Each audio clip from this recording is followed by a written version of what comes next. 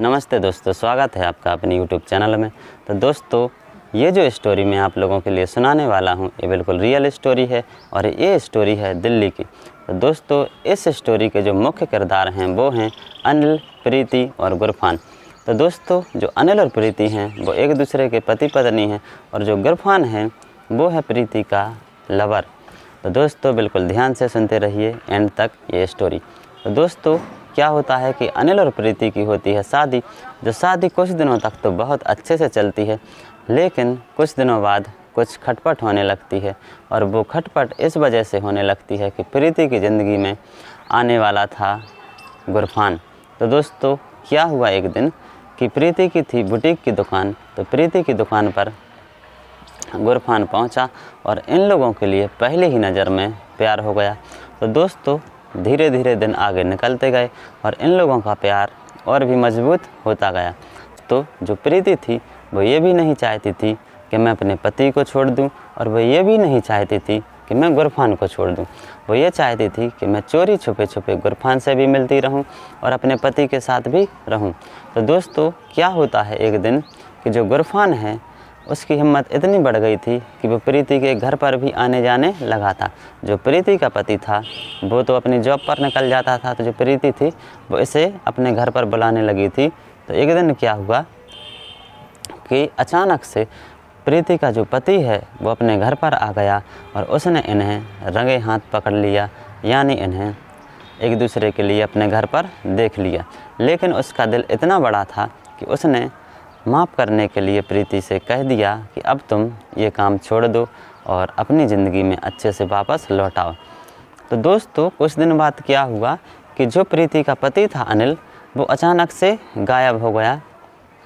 दोस्तों, जब अनिल अचानक से गायब हो गया तो क्या हुआ, पुलिस ने छानबीन शुरू कर दी और जो प्रीति थी अब उसके लिए खर्चे के लिए पैसे चाहिए थे। जो गुरफान था वो भी बहुत खर्चीला था। तो प्रीति ने क्या सोचा कि जो प्रीति का पिता था बहुत करोड़पति आदमी था, तो उसने अपने पिता से पैसे लेने शुरू किए। तो दोस्तों, दिन आगे निकलते गए, लेकिन पिता को भी इसके बारे में पता चल गया ये तो गुरफान पर पैसे लुटा रही है। तो उसके पिता ने क्या कहा, एक दिन प्रीति से कहा कि तुम मेरे घर से निकल जाओ।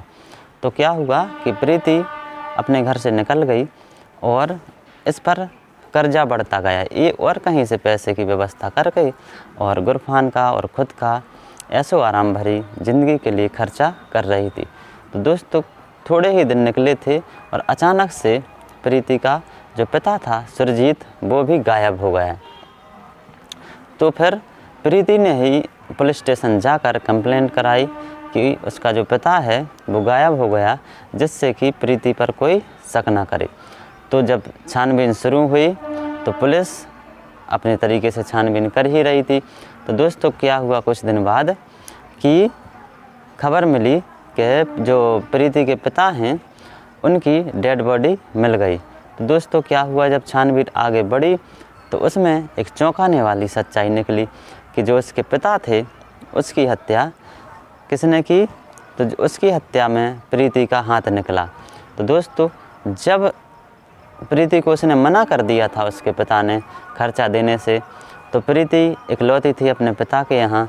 तो उसने सोचा कि जब तक पिता जिंदा हैं तब तक मुझे इनकी प्रॉपर्टी का हक नहीं मिलेगा। तो दोस्तों, उसने प्लानिंग के साथ अपने दोस्तों के साथ, जो गुरफान थे और एक और गुरफान का भी दोस्त था, उसका नाम था आदिल, तो उसके साथ मिलकर अपने पिता को मार डाला और नदी में फेंक दिया।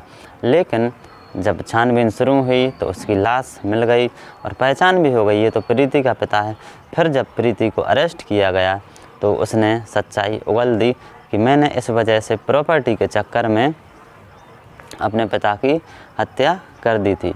तो दोस्तों, पिता की तो डेड बॉडी मिल गई, लेकिन जो बेचारा अनिल था उसकी आज भी डेड बॉडी नहीं मिली। ना उसका पता है कि जिंदा है कि मरा है, उसकी छानबीन अभी भी चल रही है। तो दोस्तों, ऐसी घटनाएं अपने देश में होती रहती हैं। तो ऐसा डबल क्रॉस करने की कोई भी कोशिश ना कीजिएगा, नहीं तो अंजाम अच्छा नहीं रहता है। तो ऐसे ही मैं आप लोगों के लिए घटनाएं सुनाता रहूँगा। चैनल को अधिक से अधिक सब्सक्राइब कीजिए। Thank you.